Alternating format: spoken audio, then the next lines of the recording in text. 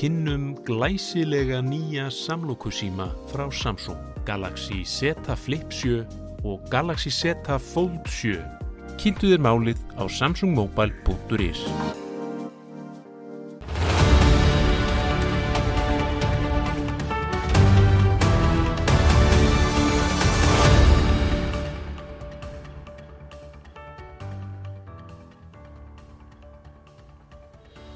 Komið heil og sæl og velkomin í Spursmál föstudaginn 7. nóvember. Það var ánægjulegt að sjá þann mikla fjölda meðlima í bókaklúbbi Spursmála sem lagði leið sína á vinnustofu Kjarvals í gærkvöldi þar sem ég ræddi við þá Guðlaug Þór Þórðarson og Magnús Björnsson bókina We Need to Talk About Sea sem við tókum fyrir í októbermánuði. Dauða bókarinnar hefur lengi verið spáð en svo mikla þáttaka sem við finnum fyrir í klúbnum gefur til kynna að hún lifi góðu lífi. Það eina sem þarf að tryggja að fólk fái í hendur bækur sem þessu virði að verja tíma í að lesa. Nú í nóvember tökum við einmitt fyrir eina slíka. Helfurinn eftir Lawrence Rees magnað verk einhverja óhugnanlegustu atburði sem sagan kann frá að greina. Í Morgunblaðinu í dag að finna greinarkornum hana, þar sem ég setja atburðin í samhengi við samtíð okkar og þá ástæða til að benda á ritdóm Björns Bjarnasonar fyrrverandi ráðherra og aðstoðarritstjóra Morgunblaðsins í blaðinu í gær. Hann gefur bókinni verðskuldaðar 5 stjörnur. Hún var tilboð í pennanum þennan mánuðin í tengslum við umfjöllun bókaklúbbs Spursmála og hvetji þig til þess að skráðu til leiks með okkur. Það kostar ekki neitt, en samstarfsaðilar okkar verkefnið eru fyrrnefndur Penni, Samsung, Keresis og Brim. Vikan hófst á nokkrum tíðindum úr pólitíkinni þegar Sjálfstæðisflokkurinn auglýsti höfuðstöðvar sína til síðustu áratuga til sölu, Valhöll við Háaleitisbraut. Má segja að hún sé helsta pólitíska kennileiti höfuðborgarinnar ásamt Alþingishúsinu og Ráðhúsinu við Tjörnina. Sitt sýnist hverjum þessa ákvörðun en hún kunn vera hluti af ásýndarbreytingum sem ný forysta flokksins hefur boðað. Það virðist reyndar ekki veita af að bretta upp ermar á þeim vettvangi en stuðningur við flokkinn mælist í lægstu lægðum og erfitt að finna viðlíka dæmi bága stöðans nema í kringum sjálft bankahrunið 2008. Það má spyrja sig hvort það sé rétt ákvörðun á slíkum tímapunkti að hrófla við því sem þó virðist til marks festu og sögulegt mikilvægi flokksins. Víða skrafað að stefna flokksins sé fálmkennd og að margir sem stutt hafi við flokkinn á síðustu árum og áratugum telji sig finna skýrari leiðsögn á öðrum vettvangi en þessum. Og talandi pólitíkina, Guðrún Hafsteinsdóttir, formaður Sjálfstæðisflokksins, efndi til samtals við Kristrúnu Frostadóttur forsætisráðherra í þinginu í gær og gerði þar stöðu efnahagsmála að umtalsefni. Drepum niður í svari forsætisráðherrans. En stóra myndin sú að heilt yfir staðan töluvert betri en hún var í fyrra. Verðbólgan hefur farið niður og verðbólgan mun fara niður á næstu misserum. Vextir hafa lækkað og munu væntanlega lækka enn frekar með minnkandi verðbólgu. Það gengur vel að takast á við stöðuna. Við erum að ná styrkari stjórn og við munum endurheimta jafnvægi í íslensku efnahagslífi. Það nefnilega það. Verðbólga mælist 4,3% og virðist á öllu vera á uppleið. Menn orðinnar úrkula vonar að stýrivextir lækka þessu ári en þeir standa enn í himinhæðum. Og eru horfurnar betri nú en fyrir ári síðan? Það í raun og veru upplifun fólks.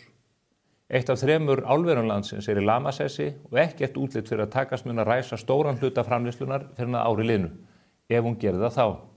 Annað 2 flugfélaga landsins fór á hausinn í liðnum mánuði og 400 manns mistu vinnuna við það fyrir utan öll afleiddu störfin sem fylgdu í kjölfarið.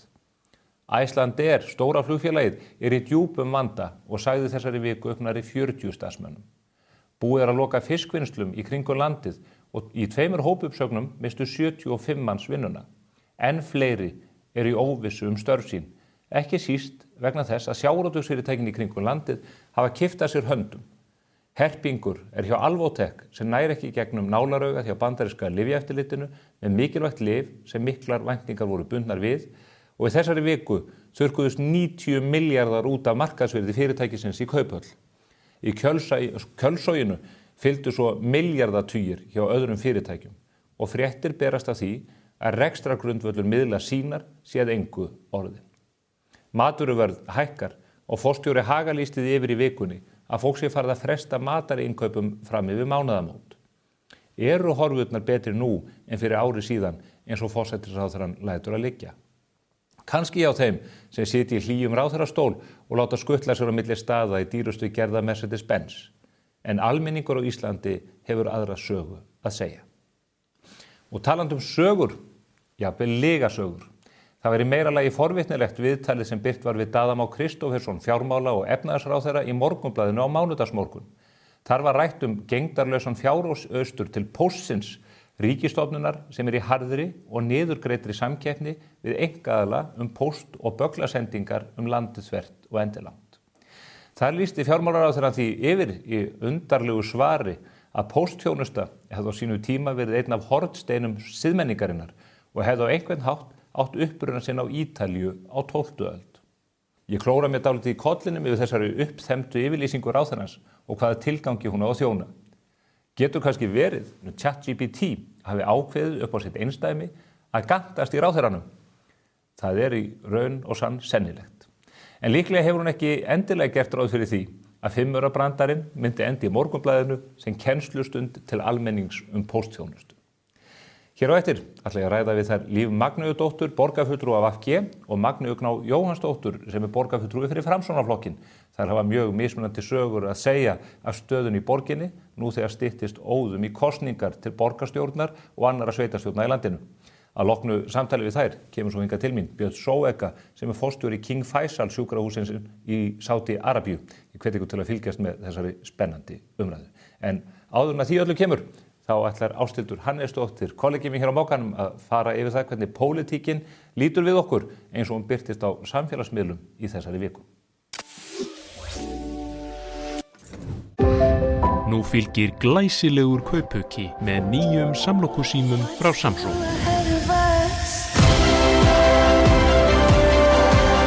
Kynntu þér málið á samsungmobile.is.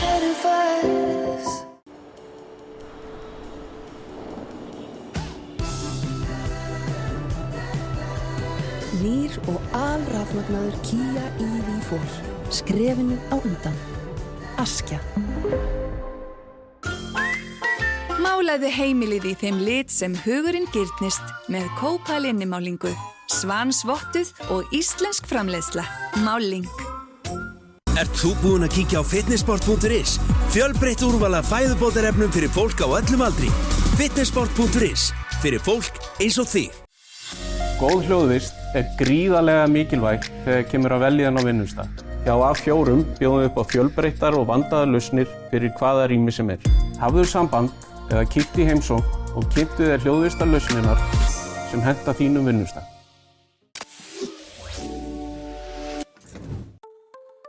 Halló, my fellow islanders! Björt og góð vika að baki sem að einkenndist aldeilis af veðursæld, söng og gleði.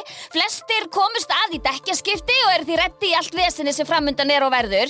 Við náttúrulega sleppum ekkert við það, hvort sem okkur líka betur eða verð. En það ekki nema cirka hálft ár í næsta sumar. Við getum alltaf að fara að láta okkur hlakka til. Það alltaf gott að hafa eitthvað svona tilhlökkunarefni í skammdeginu. Einhver svona litla sæta gulrót. Sigga andstæðingur alls og sérstaklega ríkisstjórnar og ríkisstofnana. Hún var ekki sátt við viðvörun veðurstofunnar þarna daginn og þurfti að sjálfsögðu að hafa orð á því í pontu Alþingis. Djöfull sammála henni samt. Maður fékk bara eitthvað svona kórónuveiru flashback. Íslenska þjóðin bara setti í eitthvað útgöngubann á milli klukkan 2 og 5 vegna snjókomu.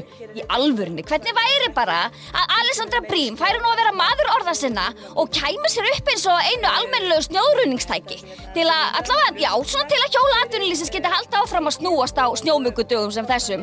Ég meina það verður að vera hægt að komast í mjólkubúðina, sko. Legðu nú hönd á plóg, Alexandra, áður en að Sigga andstæðingur ærist. Veðursældin í vikunni var það mikil og góð að Inga okkar allra besta sæland komst til Vestmannaeyja með Herjólfi, já það náttúrulega ekkert flug, án þess að finna fyrir sjóveiki. Og það sko afrek fyrir sig, skal ég sko segja ykkur. Það nefnilega ekki oft sem að sleppi við að þurfa að dópa sig upp af einhverju koffínáttinni eða póstafenni eða hvað þetta nú allt heitir til að komast óskattaður hérna til Eyja.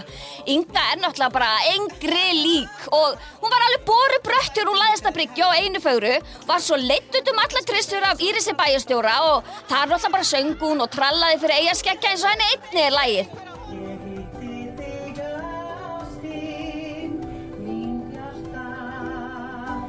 Talandi söng og trall og almenna kátínu.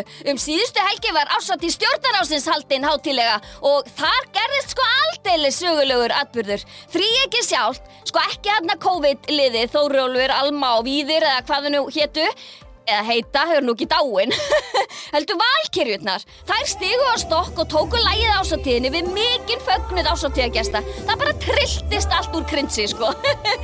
En ég meina, ok, það voru alveg allir að fíla þetta uppátæki feitt, sko, allavega á samfélagsmiðlum. En kannski þær líka bara aðeins betri í því að gigga á ásatíðum og í ammælum og svona heldur en að stýra landinu. Kannski svona hashtag rangur bransi eins og Jón Axel, góðvinur minn, myndi segja. Ég veit það ekki, en sjáu þessi prúðbúnu krút. Þau eru svo samrýmd og sæt eitthvað. Svolítið eins og stórfjölskyldumynd. Amma, afi, mamma, pappi, börn og barnabörn og eitthvað að mæta okkur svona erfðaskrárfund til að sjá hver fær hvað úr búinu. Maður samt bara í vandræðum með að greina svona hver sé the main character. Allavega það ekki Guðmundur, I am a very good morning Ingi. Litla greiða, sérst all í hann? Sjálfur kóngurinn kom með góða hugmynd fyrir sjálfstæðisflokkin í vikunni og stakk upp á að flokkurinn myndi bara láta verða því að selja ruslakompuna hana, Valhöll, og flytja starfsemi flokksins út í Elliðaey eða á einhvern annan álíka afskekktan stað þarna út í langt í burtistan. Já, ég meina kannski væru sjálfstæðismenn bara best geymdir þar sem sólin ekki skín. Það alveg góð pæling hjá Pavel. Þá væri allavega ekki að skyggja á hans sviðsljós á meðan hann að reyna að byggja upp sjálfuferil sinn hérna. Sjallarnir kældu þessar hugmyndir sjálfukóngsins bara niður. Ísdrottningin, hún veit nákvæmlega hvernig á að gera það. Ís í massavís og allir sáttir. Sérstaklega Tommi og Siggi. Sjá sessi. Ístrollan, hún kom færandi hendi inn á fund með fullt fangið af íspinnum, svona gulum lúxuslungum og þar með var bara allt betra. Ég meina ásamt að selja Valhöll eða ekki. Hvað finnst ykkur? Valhöll ekki ákveðið svona statement, eitthvað svona stuðtákn fyrir flokkinn eða? Ég meina Heimdallir verður að vera með einhverja aðstöðu til þess að væta sig kverkarnar. Í alvöru, maður bara með tremma yfir þessari tilhugsun. Eða ekki? Billy og Mist hefur sennilega afþakkað ísinn. Ís fyrir skvís ekki að virka hérna. Hún með soddans svona mótþróaröskun þegar kemur að því að borða eitthvað svona gömlu fólkadót. Enda engin lúxuslungur só, sko. Nei. Hún bara hreinræktuð skvís. Í vikunni fékk hún Njál Trausta kollega sinn til að hjálpa sér við að að finna eitthvað svona gellumyndefni sem á heima á samfélagsmiðlunum. Og vitið það, ég væri bara til í að ráða Njál Trausta í þetta jobb alfarið. Insta boyfriend in training eða? Nei, ég meina það þarf ekki eins og það þjálfan, hann bara með í blóðinu, hversu geggjað? Dilja og Dagga konna hugsa vel líkama og sál og halda tækjanum í þessu alþingisrækt bara vel smurðum. Ekkert eðlilega sterkar stelpur. Ég meina sjá þessar byssur. Ekki myndi ég vilja lenda í þeim. Dagga konna þó ekki bara sleip í ræktinni, heldur hún líka bara massa sleip í dönsku. Jeg kan også tale på dansk, hvis det er bedre. Nú sko engu glemt úr 9. bekkja dönskunni. Hanna rúbröð með leverpostei dönskunni, þið muni eftir þessu.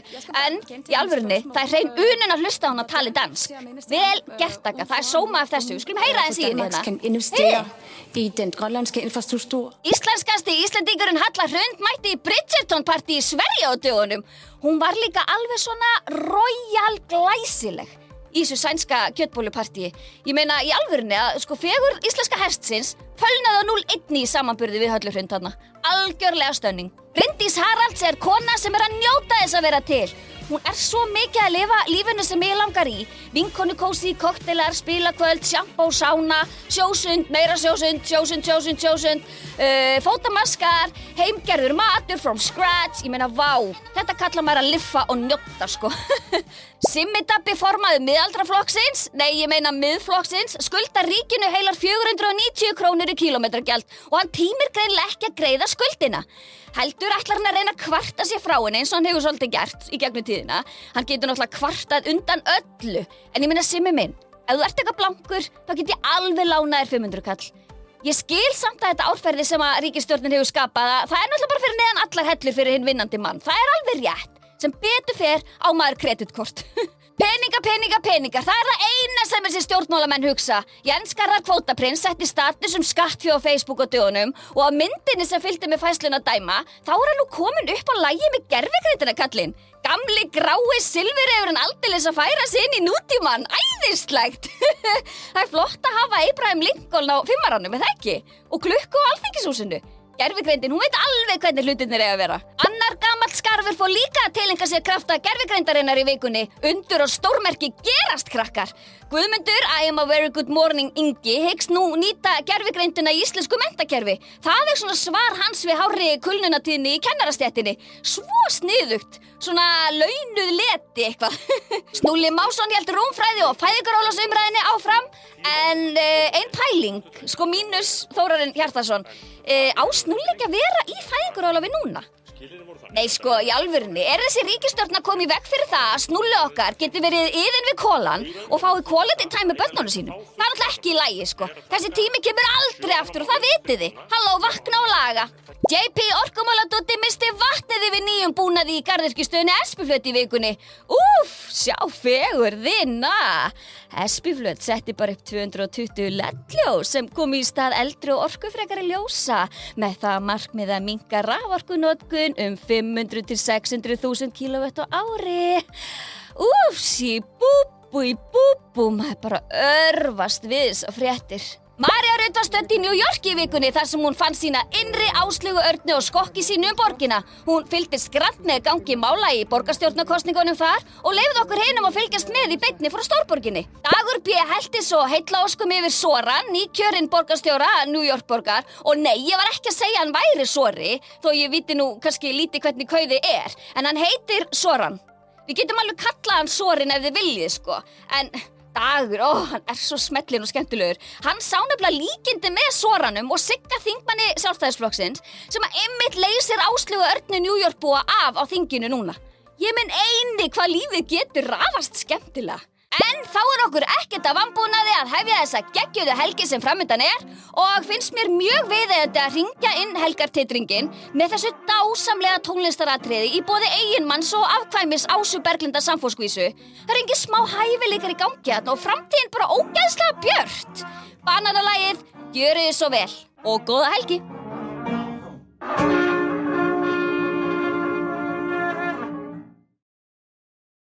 Já, komið í sæla nýjum. Þetta var ágætis yfirferð hjá Ásthildi kollega mínum. Þær eru söngelskar valkyrjurnar þrjár að sönnu og vissulega eru efnahagsmálin í brennidepli eins og verið hefur. Og hingað eru komnir tveir öflugir borgarfulltrúar úr ólíkum áttum. Við ætlum að ræða efnahagsmálin og stöðu borgarina auðvitað. Það stefnir í sveitarstjórnarkosningar í maí á næsta ári. Þetta eru þær Magnea Gná Jóhannsdóttir sem skipar þriðja sætið á lista Framsóknarflokksins og Líf Magnúsdóttir og hún oddviti Vinstri grænna og sumir segja valdamesti VG stjórnmálamann í dag. Það engin VG-liði sem heldur háu embætti í landinu í dag. Er það ekki rétt hjá mér? Já, þetta bara alveg hárrétt. Já, af hverju ekki formaður VG? Ertu de facto formaður kannski? Ég þarf maður ekki að vilja vera formaður, að verða formaður. Jú, það oftast valið. Já. En þú ert sannarlega gegnir þarna lykilhlutverki í kjölfar erfiðs tímabils. Já, en það var alveg óvart, sko. Já. Þetta nú ekki staðan sem ég hefði viljað vera í. Ég hefði gjarnan viljað hafa mitt fólk á þingi.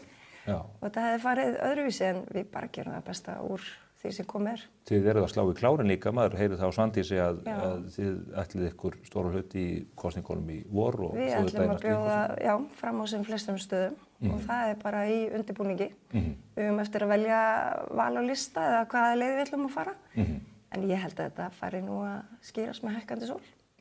Eftir 21. desember þá? Já, verður mannval, hafið þið úr mörgum að velja þannig oft þegar flokka lendi í svona kreppu eins og vakki eftir þingkosningarnar þá svona hverfur fólk á braut? Já, saldrast úr hópnum kannski. Nei, ég alveg áhugi og fólk gírað, myndi ég segja. Já.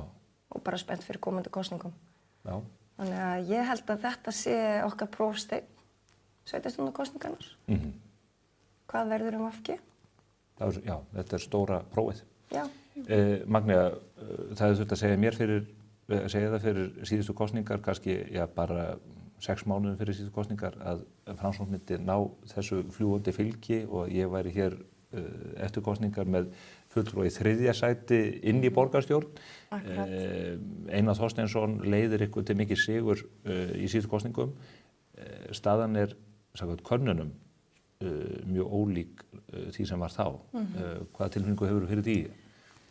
Já, staðan í könnunum ekki björt en svo sem engar nýjar tölur þar. Þetta er búið að vera svo sem staðan allt kjörtímabilið að fylgi hefur ekki verið upp á marga fiska í könnunum. En ef við horfum bara aftur í tíman og til þess tíma á sama tíma fyrir síðustu kosningar, þá vorum við að mælast með sama fylgi. Þannig að það getur allt gerst og við verðum auðvitað bara að spyrja leikslokum og við náttúrulega látum bara borgarbúa dæma okkur af okkar verkefnum og okkar áherslum í næstu kosningum. Og ég tel að okkar sýn sé skýr og við séum tilbúin að leiða borgina áfram inn í breytingar sem veruleg þörf er á, hvort sem það er í húsnæðismálum, uppbyggingu, samgöngumálum, að greiða fyrir umferð eða uppbyggingu leik- og grunnskóla. Mun Einar að þínum mati leiða ykkur til sigurs að nýju eða eru væntingar til þess að það verði átök oddvitasætið? Ég veit ekki hvort það verði átök en það er ennþá liggur ekki fyrir hvernig við ætlum að velja á lista. Við ákveðum það á miðvikudaginn í næstu viku hvaða aðferð verður valin og svo er það auðvitað bara félagsmann og okkar í Reykjavík að velja hvaða leið verður valin og þá hver stýrir skipinu áfram inn í næstu kosningar. Og það er kannski ekki mitt að dæma það heldur frekar félagsmanna framsóknar í Reykjavík. Það hefur verið róstursamt í pólitíkinni í borginni þetta kjörtímabil. Það urðu uppþótt þegar Einar Þorsteinsson hvarf úr stóli borgarstjóra. Hann hafði tekið við af DIB inn á kjörtímabilinu. Hvernig er svona stemningin inn í borgarstjórninni? Einhverjir eru nú búin að lýsa yfir að þeir sé að hverfa á braut. Akkurat. Eru hjarningar við, eru menn ennþá með hnífasettin í bakinu eins og stundum að tala um? Ég held eðlilega þegar að verða meirihlutaslit að þá myndast ákveðin gjá á milli fólks og við vissum það svo sem þegar við slitum þessi meirihlutasamstarfi að við værum að setja okkar traust við félag okkar í meirihlutanum að veði en leggja traustið á borgarbúa sem kaus okkur til breytinga og við náðum því ekki þessu meirihlutasamstarfi. Og það hefur auðvitað verið ákveðin áskorun að byggja upp traust aftur en við þurfum að gera það, við erum öll kosin hérna til þess að vinna saman hvort sem eru meirihluta eða minnihluta og það er verkefnið að vinna í þá borgarbúa.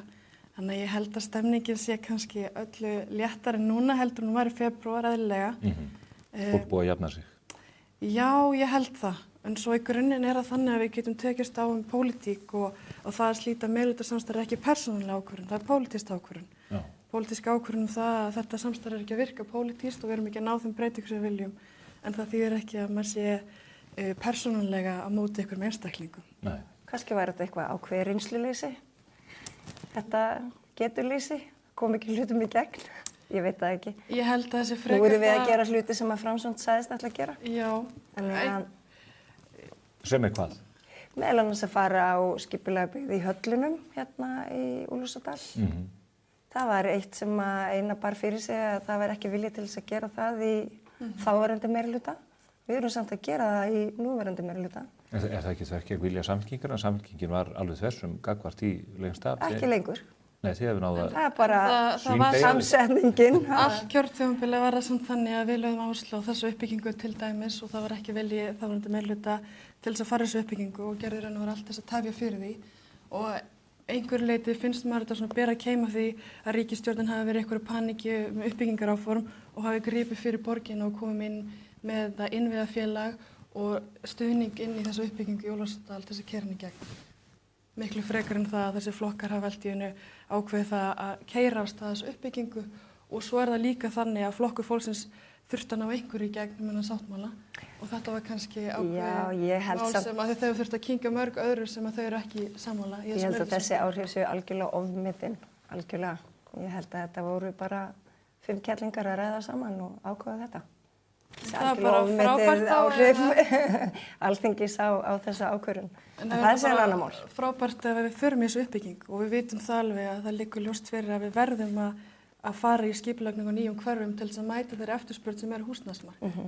Þannig auðvitað fagnaði því að við séum að fara í þessu áform þó ég hafi ákveðnar áhyggjur af þessum uppbyggingu sem er þarna áætluð. Þarna er áætluð 4.000 íbúðir á svæði sem er ekki stórt í hekturum. Við erum að tala um það í öllum Úlfarsárdal og öllu Grafarholti nú þegar eru 4.000 íbúðir. Þannig ég sé bara ekki fyrir mér hvernig þetta á að komast fyrir þarna. Af því að það er sagt að þetta var lágreist byggð, fjölbreytt og svo er ætlað félagsmálaráðherra segir að þarna eigi að vera aðalega óhagnaðardrifin leigufélög og hlutdeildarlán. Þannig að maður hefur líka áhyggjur af félagslegri böndun hvort hún verður of einsleit. Þetta hefur komið fram í umræðinni.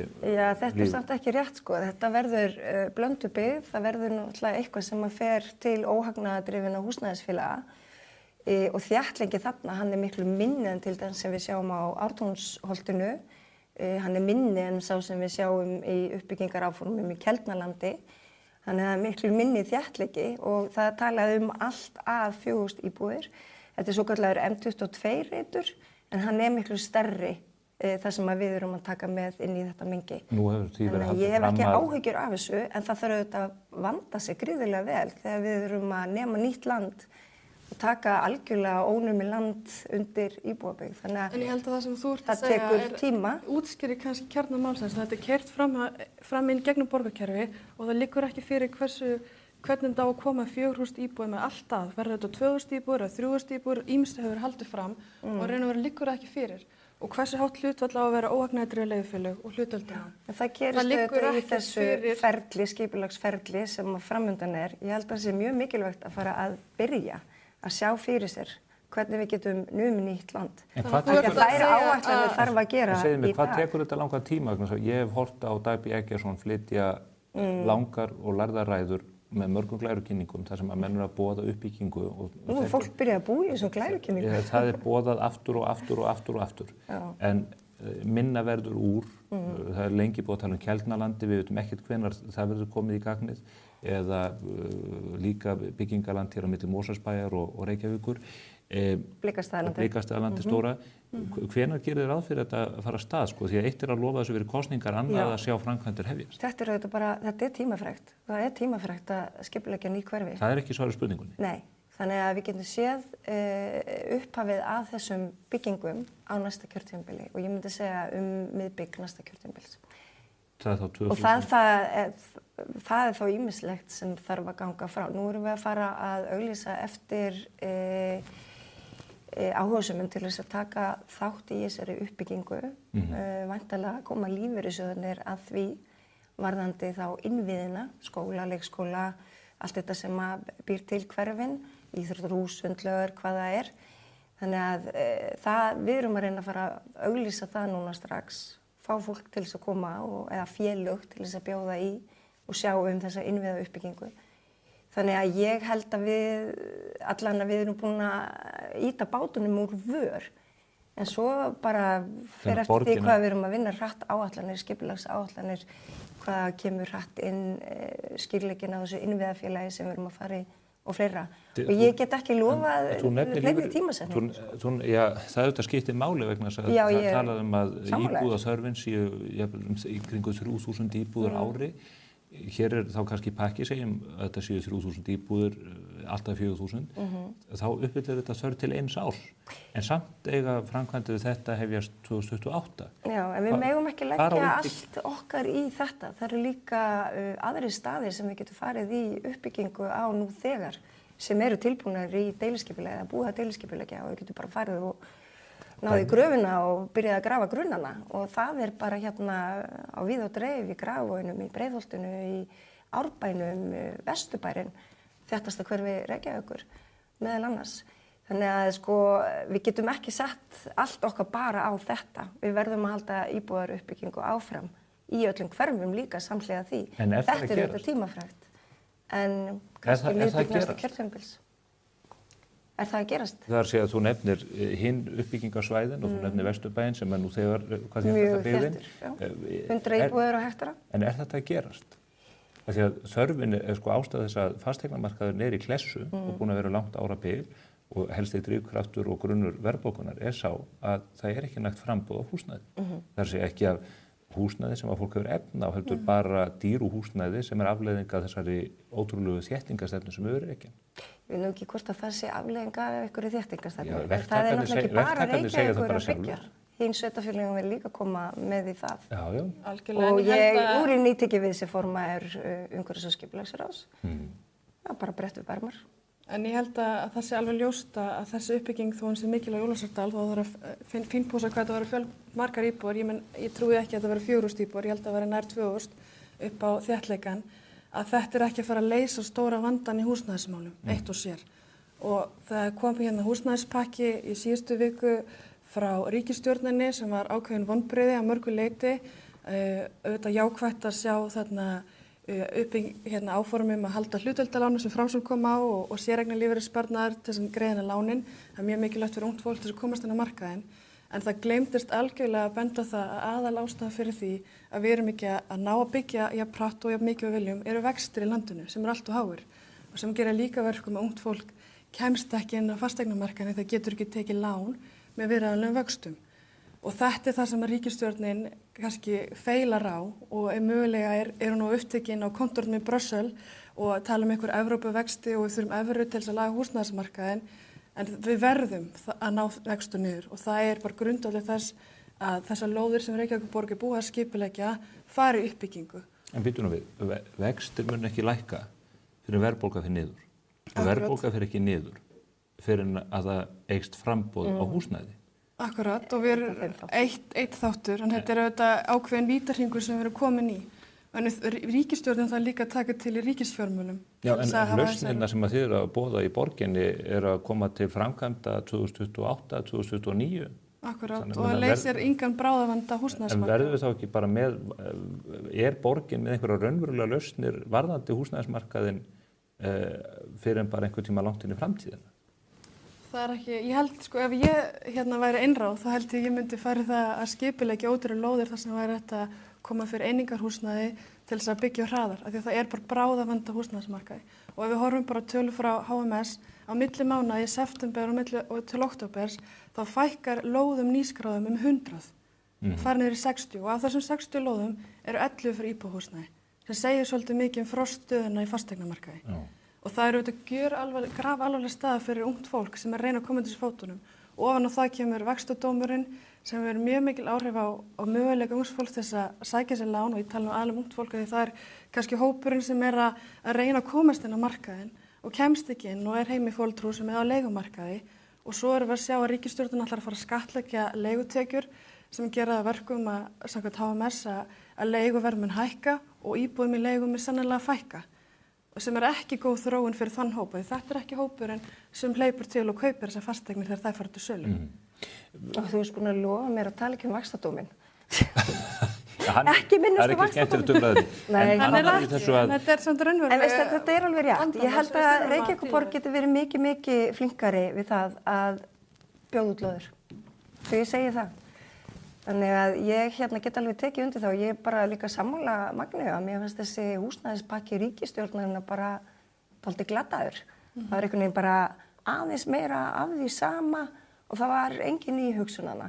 Vegna þess að það sem líka tafasamt eru alls konar, og nú ég ekki að segja að við höfum endilega slaka á því, en það eru alls konar byggingarreglugerðir hvernig við eigum að byggja húsnæði. Það líka getur verið flækjufótur. Þannig að ég alveg sammála því að það megi endurskoða regluverkið í kringum þetta. Ég meina við erum ekki að búa til hús eins og við gerðum bara hérna í gamla Vesturbænum í gamla daga. Það má ekki byggja þannig hús lengur. Þannig að þú veist, ég held að sé ýmislegt annars sem að gæti liðkað fyrir sveitafélögunum í að gera þetta hraðar. En það annað, það ofur áhersla sífellt á þetta félagslega húsnæði. Það bara stór hluti af nýjum húsbyggingum til íbúðarhúsnæðis óhagnaðardrifið. Já, það nú ekki óhagnaðardrifnar en svo að bara eigið fyrir þessum félögum vex og kemst undir stjórn einhverja stjórnmálamanna, einhverja verkefnisleiðtoga. Ekki heppilegra að fólk eigi sitt húsnæði sjálft, sé þess nokkuð kostur? Það er auðvitað besta fjárfestingin. En það ekki allir sem geta átt sitt húsnæði. Vegna þess að við þurfum líka að búa til markað sem fjölbreyttur, ekki satt. Þannig að fólk getur líka haft tækifæri til þess að leigja. Það er ekki verið að búa til markað sem fjölbreyttur þegar meira og minna allt húsnæði er félagslegt. Það er ekki, eitt er grunnhlutverk sveitafélaga og það er að skaffa húsnæði fyrir fólk sem á ekkert. Fyrir okkar allra fátækasta fólk að sjá því fyrir húsnæði. Þetta bara grunnhlutverk sveitafélagana. Það það sem ég kalla félagslegt húsnæði. Annað húsnæði, óhagnaðardrifið húsnæði, við þurfum líka að gera meira því. Það ekki til neitt sem heitir óhagnaðardrifið.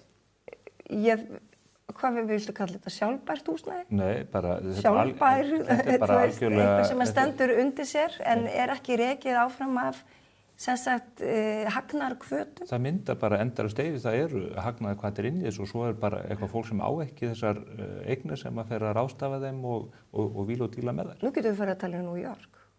Nei, það getum við ekki gert. Og leiðum það ekki.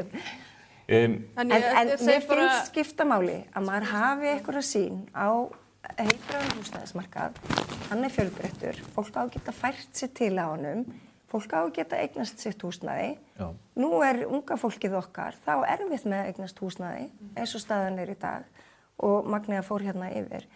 En fólk verður líka að það ekki allir sem að geta eignast húsnæði. En eru ekki sammála þannig að þá þurfum við að vera með góðan leigumarkað. Unga fólki getur ekki eignast húsnæði út af þeirri húsnæðistefnu sem hefur verið rekin af borginni. Ég get ekki tekið undir þannig.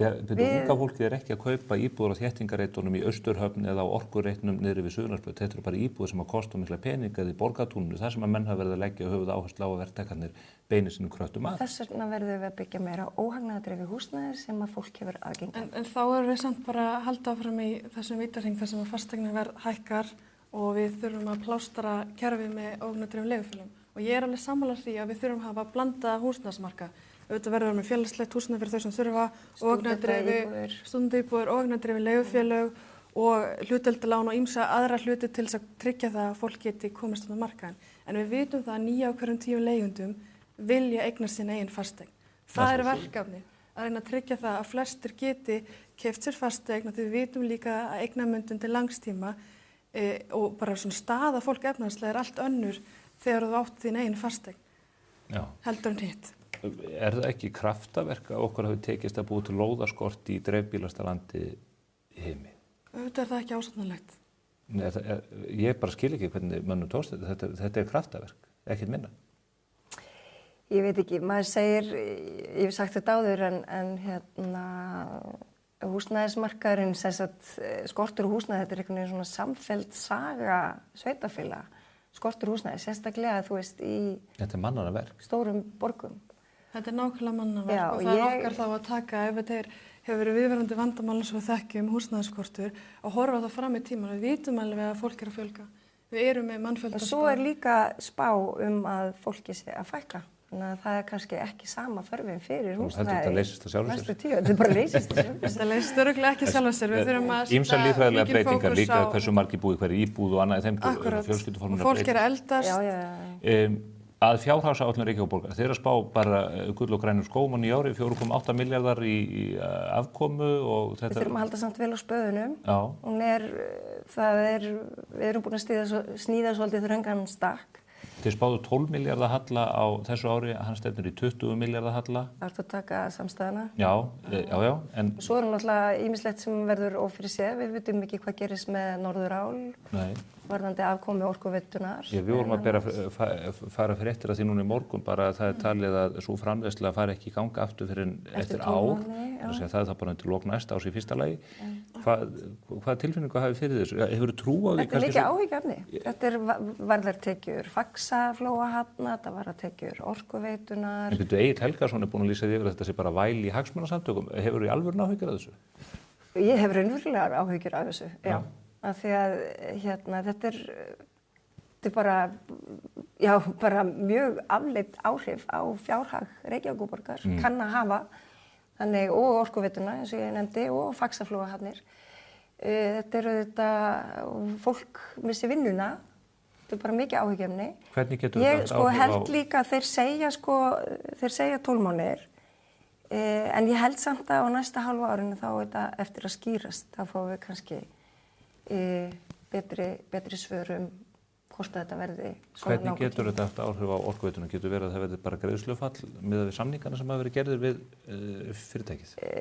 Það eru þetta Orkuveitan, Norðurál greiðir það bil 14% til Orkuveitunar, varðandi kaupa rafmagni. Það er þó greiðslufall þar. Þannig að ég held að þeir þurfa að leggja mikið kapp á að koma þessum kerjum aftur í gagnið, sko. Segi ég sem samt umhverfisverndar kona. Já, ég hefði haldið að því VG myndu fagna þessu eitt alveg myndi slappa. Nei, auðvitað fögnum við því ekki að fólk missi vinnuna og það verður tekjutap og hefur samfélagslega áhrif. En þið hefur á móti rekstur álverinu? ekki þeirra sem eru komin. Nei. En vissulega hefur það verið mikið rætt í minni hreyfingu að orku sem sagt kaup stórnotenda ætti frekar að vera að hugsa okkur almenning. En það auðvitað búið að byggja þessi álver. Það var ákvörðun sem við tókum ekki. Almenningur í Íslandi kaupir ekki einu svona mikið rafmagn og Norðurál notar. Ég veit það alveg. En þau eru þarna og við erum ekki að fara að loka þeim. En hafið þið trú á því að fjárhagsáætlun standist? Þú hefur áhyggjur? Ég bara segi að við þurfum að halda vel úr spöðunum. En það bara á við allar fjárhagsáætlunir sem eru lagðar fram. Sem kannski það getur eitthvað út af brugðið. Í ljósi þess að meirihlutinn og bara borgarstjóri fer fram á blaðamannafundi og segir að þessi hætt allri hagræðingu. Á sama tíma við sjáum það að skuldir borgarinnar það háar.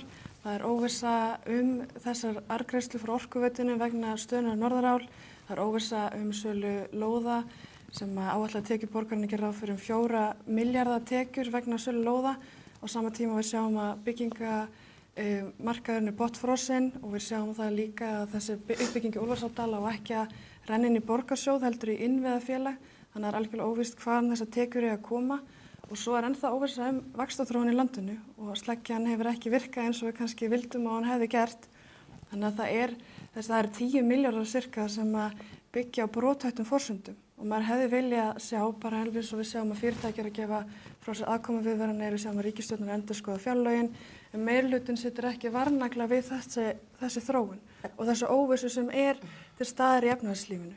Og mér finnst það óábyrgt að það sé ekki sett þarna og mér finnst líka, ég verð að segja, að stóru pólitískt það að það er hætt allir hagræðingarkröfu. Þrátt fyrir það, meirihlutinn óskaði eftir hagræðingartillögum frá borgarbúum og yfir 400 einstaklingar sendu inn hagræðingartillögum. Það er ekki stafur þessar hagræðingartillögur afdrif þeirra í þessar áætlun. Orðið hagræðing kemur heldur ekki fram í þessar áætlun og svo fallið frá hagræðingarkröfu á laun.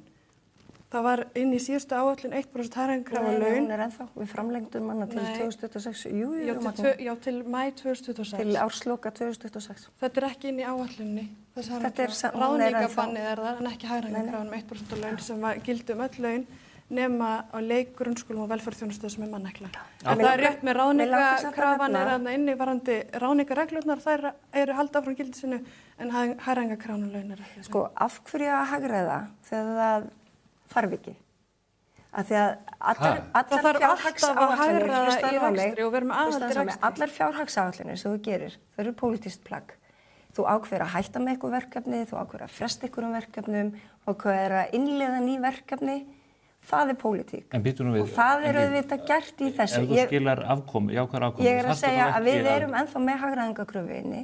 Þetta er ekki rétt sem að Magnea segir varðandi launin.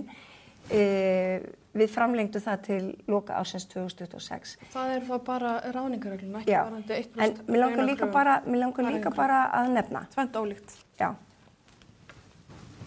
Og nú gleymdi ég hvað ég ætlaði að segja. En bara svo ég tæki fattu, þú segir, af hverju að hagræða þegar það þarf ekki? Þarf ekki að hagræða hjá Reykjavíkurborg? Það þarf þetta bara að sýna ráðdeild í rekstri. En að skera niður verkefni, það ekki þörf á því núna. Og það sem að þetta Framsókn gerði þegar Framsókn kom, við vorum einhverja 100 hagræðingartillögur hérna á fyrsta árinu sinni, í fyrstu fjárhagsáætluninu sinni. Og það var eitthvað svona, þú veist, klípa af félagsmiðstöðum korter, taka af skólabókasöfnum 10 milljónir. Það var svona verið að klípa af hér og þar. Og það bara ekki þörf á því að gera það núna. Eins og staðan Hvað skuldar borgarsjóður? Í heildina, út af lántökum. 176 milljarðar. Þetta eru tæpið 200 milljarðar sem borgarsjóður skuldar. En við erum ekki að fara í frekara lántökur, sem dæmi. Nei, en þetta eru gríðarlegir vextir sem það að greiða. Og það bara að greiða. Það dýrt að skulda. Auðvitað dýrt að skulda og það náttúrulega okkur kappsmála að greiða niður skuldir, eðlilega. Annars sem mér langar til að nefna í sambandi við hagræðingu eða ráðdeildi rekstri, við fáum reglulega dæmi, reyndar líka frá embættum eins og ríkislögreglustjóra, en þetta brákarborgarmál, það sem að gamalli kynlífstækjaverslun í Grónuhverfi í Reykjavík var breytt í leikskóla. Og svo hrunda næstu við börnin þegar var búið að veita fyrir hann umhverfisverðlaun. Það búið að setja í þetta verkefni 2500 milljónir, þið minnsta. Og ég spyr, Af hverju hefur enginn verið rekinn fyrir þetta? Hver ber ábyrgð á svona klúðri? Við fórum ef með þetta hefði þetta gerst hjá einkafyrirtæki, þá væri viðkomandi löngu farin. Já, við fórum með þetta í stjórnkerfisbreytingar eins og kom fram í skýrslu innri endurskoðanda. Þannig að við erum búin að bregðast við hluta af því sem var gagnrýnt í þeirri úttekt. Hver var rekinn? Hver var rekinn fyrir þetta? Það er ekki mitt að segja, en það voru gerða breytingar á stjórnkerfinu, meðal annars út af Bragaborg, sem er bara umlögt mál og það er ekki velfarið með fyrir því máli. Braggamálið, annað dæmi, þar sem að ónýttu braggi var gerður upp fyrir 500 milljónir. Maður skoðar hvert dæmi á þetta og maður hugsa, hvernig geta menn farið svona með pening? Akkurat. Þetta er þyngra en tárum taki. Og þetta er dæmi um það hvernig borgin veður áfram með verkefni án þess að vera með einhverja heildarsýn verkefnið og eftirlit með framkvæmdinni og þessi úttekt gaf það bara skýrt til kynna að stjórnsýslan og eftirlit með framkvæmdinni væri algjörðu skötulíki. Við sjáum það að áætlun kostnaðaráætlun fer upp 70% þannig frá sem áætlað var. Tala um Bragaborg. Ég tala um Bragaborg og framkvæmdaraðili og eftirlitsaðili var sá sami og svo sjáum við það að það er ráðist í það að kaupa þetta húsnæði með það auðvitað góða markmið að fjölga leikskólaplássum sem ég held að við getum öll verið sammála en það er gert án þess að kanna birgðavirki hússins sem reyndist svo vera mjög ábótavant. Ég meina með bara skópluð þarna mörgum tónum að grjóti og mold og setju þökkur á og síðan byrjaði þakið að svigna. En upphæðlega burðarvirki var ekki gott. Og það er það sem að kannski er kjarnin í þessu. Það er keypt dýrt hús sem ætlað er til endurbyggingar án þess að kanna burðarvirki. Það er það eina sem þú átt að kanna, sérstaklega þú ert að fara í endurhönnun á húsi, er hvort að burðarvirki haldist. Nú, kann ég ekki slíkt. Nei. Og maður hefur haldið það væri kannski aðalatri og það versta náttúrulega í þessu, þótt að sé allt ræðilegt mál, er að þarna voru börn í dagvistun og leikskólakennarar í þessu húsi. Annað sem ég langar til að nefna því að maður hefur áhyggjur af meðferð opinbers fjár. Ég fjallaði hérna daginn skýrslu innri endurskoðunar bensínstöðvalóðirnar.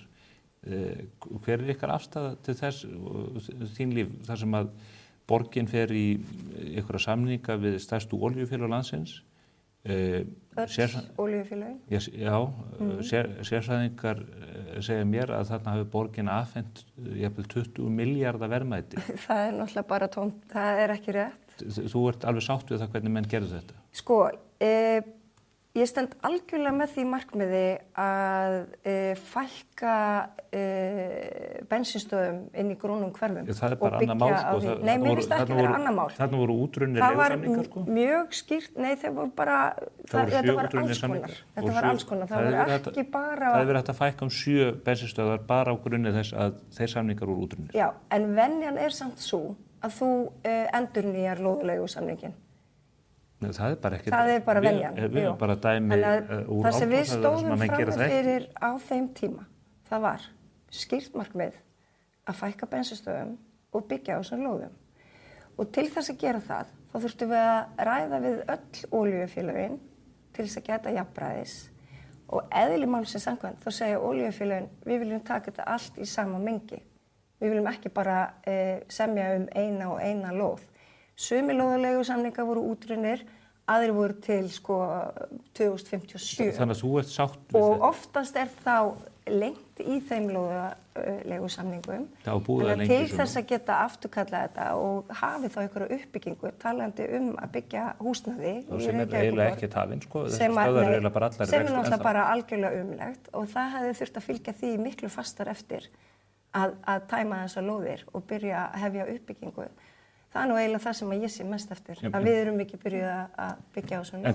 Fyrir utan það staðreynd að skýrsla innri endurskoðunar gefur það til kynna og segir það skýrt að þarna hefur ekki farið heildarhagsmunamat fyrir borgina á þessum lóðum og þegar lóðarnar hefur ekki verið verðmettar þannig að við getum tekið afstöðu, ég var náttúrulega ekki borgarstjórn og framsóknar ekki á þessum tíma, en að borgarfulltrúar hafi ekki getið tekið afstöðu til verðmætisins og því sem átti sér stað. Og svo horfum við á niðurstöður þessa verkefnis.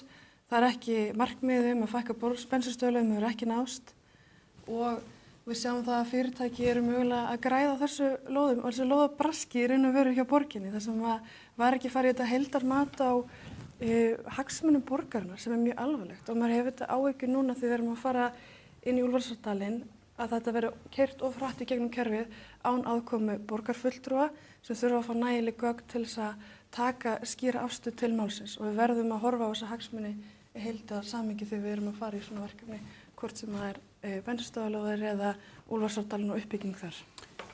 Rétt í lokin, það eru kosningar ef maður er 16. maí. Já, á Eurovision deginum. Já, það var Eurovision partí. Já, ég veit nú ekki. Síðast var það 2010. Ég er að segja kosningar, það finnst mér meira spennandi en það er annað mál. Hvar munu eldarnir brenna í þessum kosningum? Verða þetta húsnæðismálin eins og þið hafið einhvern veginn getið í kynna með þessum aðgerðapakka eða hvar munu eldarnir brenna í baráttunni? Ég held að við eigum eftir að tala mikið húsnæðismálin. Ég vona að við gefum flugvöllunum frí. Ég er að vona það. En ég held að í staðinn komi Sundabrautin, við höfum eftir að ræða hana og ég held að þessi menntamálin. Leikskólamál? Leikskólar, já, grunnskólar. Grunnskólarnir líka? Já. Ég held að það verði, ég er sammála, ég held að húsnæðismálin verði stór, bara í ljósi stöðunar á húsnæðismarkaði í dag. Ég held að menntamálin verði það stórt og sérstaklega hvernig við mætum börnum með erlendum uppruna í menntakerfinu. Við þurfum að fara í stór sókn í menntamálum, ekki bara í borginni, heldur bara landsvísu. Þetta verður leikskólamálin ennþá stórt og svona hvaða leiðir við viljum sjá í þeim efnum. Við sjáum hérna algjörum mun á milli minnihluta og meirihluta hvort við vilji fjölbreyttar lausnir eins og vinnustaði leikskóla eða heimgreiðslur til þess að reyna að brúta bili eða ekki. Þannig ég held að þetta verður stórt mál og svo held ég samgöngumálin verða alltaf stórt. Fólk eru þreytt á þessum töfum í umferðinni og Sundabrautin kemur þar inni líka. Ég ætla að nefna líka annað, að það við erum að eldast og mér finnst að við þurfum að tala það í kosningunum. Talaðu fyrir sjálfa þig. Já. Ég hlakka til að lega við ykkur samtal og aðra frambjóðendur. Við verðum með þetta með puttan og púlsinn við því og við munum alveg ábyggilega sjá ykkur tvær hér í aðdraganda kosningarna. Takk ykkur kærlega fyrir komuna, Magnea Gná og Líf Magnúsdóttir. Takk fyrir að bjóða okkur. Takk ykkur fyrir þetta spjall, en við erum ekki alveg hætt því að hingað í hús er komin Björn Sóeka, fyrir forstjóri Landspítala háskólasjúkrahús og forstjóri Karolinska háskólasjúkrahússins í Stokkhólmi. Hann stýrir núna ótrúlegri stofnun í Ríad í Sádi-Arabíu. Ég ætla að eiga forvitanlegt spjall við hann hér eftir örskamma stund. Fylgist þið með.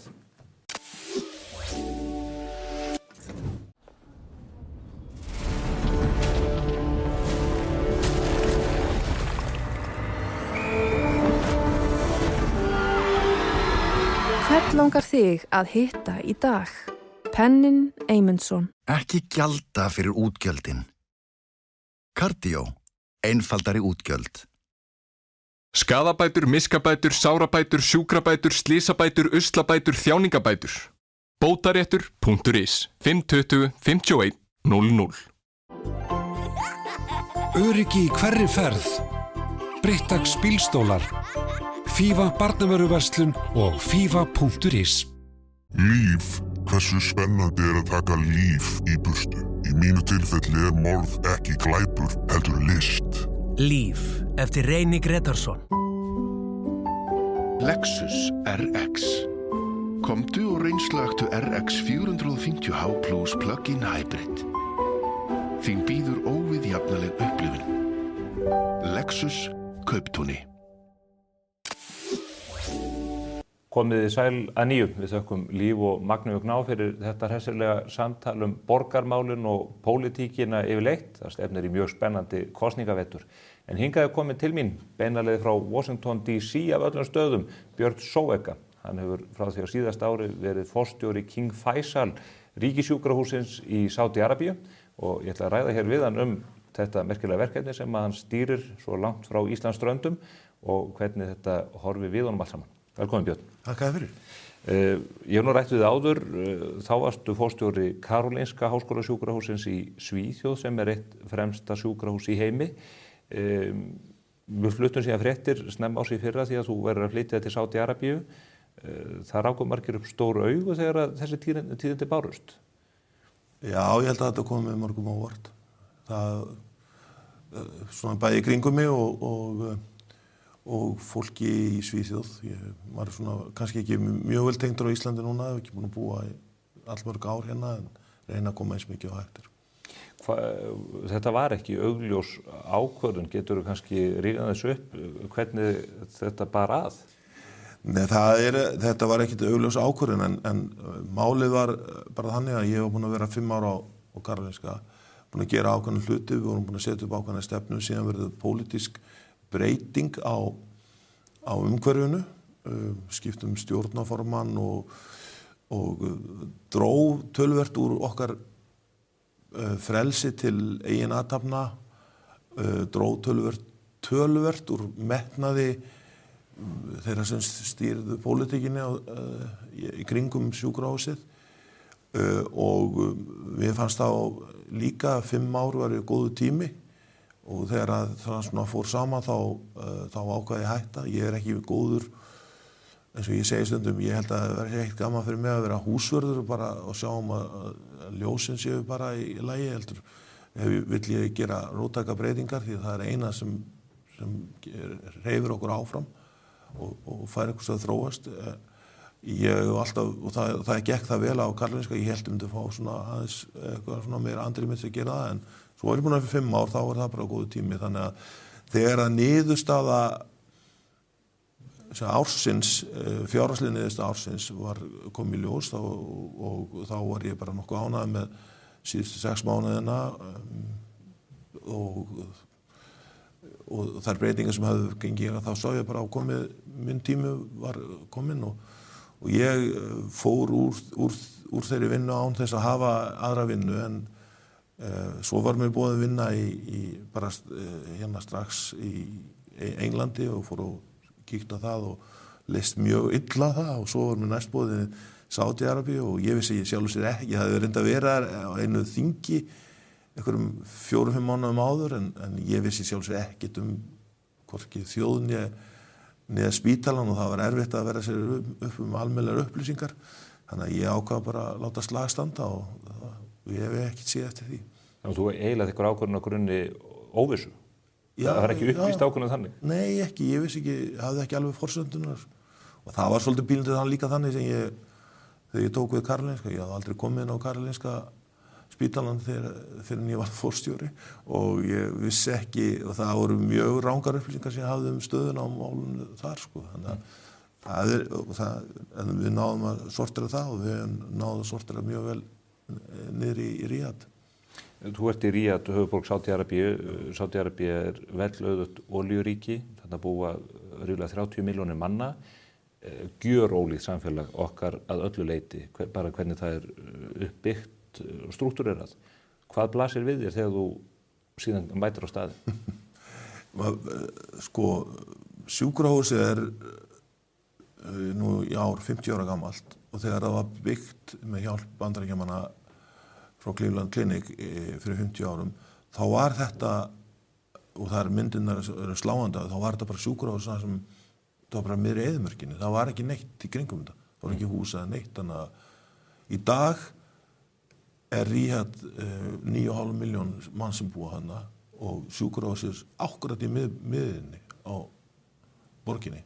Þannig að það sem var eyðimörk bara orðin ein af stærstu borgum í heim? Já, og ef það eitthvað sem myndi vilja fara með kranaprófið, þarna byggingakranaprófið, þá myndi hann ekki hafa undan í að telja, því það þvílíkt sem að ganga og þeir eru búin að setja upp með markmið að það verði komnir 13 milljónir þarna eftir 5 ár.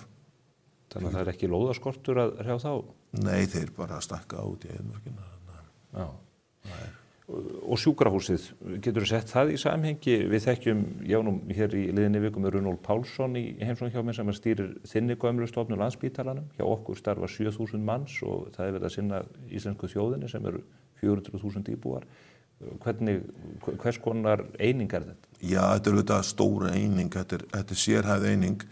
Það þetta mörgunum sjúkrahúsanna, þetta væri ekki annað hægt, en við tökum að okkur þyngstu tilvikin og með 21.000 starfsmenn, 1.800 rúm eitthvað það bil. Við sjáum flóknustu hlutina og töluvert mikið af rannsóknum í kringum það. Við sjáum 25% af öllum krabbameinstilvikum sem kom upp í ríkinu í Sádi-Arabíu. Þannig að við að taka þetta þyngsta og flóknasta og glíma við það, minna svona einfaldari hluti. Þannig að þetta svona kannski bráðamóttöku þarna? Jú, við erum bráðamóttöku. Þannig að þið eru með þetta eiginlega ferlið allt frá upphafi til enda? Já, við erum ekki með endurhæfingu en við erum með allt. Við erum eiginlega með meiri breidd en jafnvel við höfðum á Karolinska því á Karolinska höfðum við ekki geðheilbrigðismál en við erum með það líka. Þannig að þetta er stórt og mikið hlutverk og það er mjög gaman að segja þegar þú nefndir bráðamóttökuna. Það eins og alls annars í heiminum þegar ég mætti hana þá var bráðamóttökumálin voru ég segi ekki mólum en það eru mjög þung og löng bið og menn voru að dvelja á bráðamóttökunni í margar klukkustundir en núna eru við hvað við segja í síðasta mánuði þá voru tölurnar þannig að það er engar tölur sem við finnum einstað annar staðar með bið og annað, bið eftir lækni hversu lengi verð sem eru sambærilegar að því hvað eru lágar hjá okkur. Stuttur viðdvalartími á biðstofum? Já, bara það sem þarf og svo það eru frá því þú kemur inn dyrnar og þangað út búin að hitta lækni eru að meðaltali 9 mínútur. Við erum auðvitað kannski vel mönnuð þar og allt það má alveg segja allt af það en svo dvelja þeir sjúklingar sem fá fullnaða þjónustu hjá okkur og þurfa ekki að leggjast inn. Þeir dvelja tiltölulega stutt og þeir sem þurfa að leggjast inn, þeir bíða einhverjar 2-3 klukktíma mestarlega eftir að komast inn á spítalann. En þetta var allt öðruvísi. Byrju, okkur hefur verið talað trúum það að þetta sé óleysanlegt verkefni, það hefur verið það hér. Ég held að það sé óleysanlegt verkefni með að það er forsendur sem Landspítalinn glíma við núna. Ég hafði svolítið einsinn í þessa tölur, ég var stjórnarformaður spítalans hérna í smá tíma og með það forsendur sem Landspítalinn hafði þá er það verkefni og hefur með sýnist ennþá þó ég sé ekki með svo innsýn í það þá er það óleysanlegt verkefni og það ég held að sé búið að gera eins mikið og hægt sem spítalinn sjálfur getur gert. Þetta verður óleysanlegt verkefni meðan að spítalinn með svona marga sjúklinga hjá sig sem ekki að fá þá þjónustu sem spítalinn þarf að fá og spítalinn hannaði fyrir eða byggði fyrir Er það þessi fráflæðisvandi sem að... Já, sem hefur kallaði fráflæðisvandi og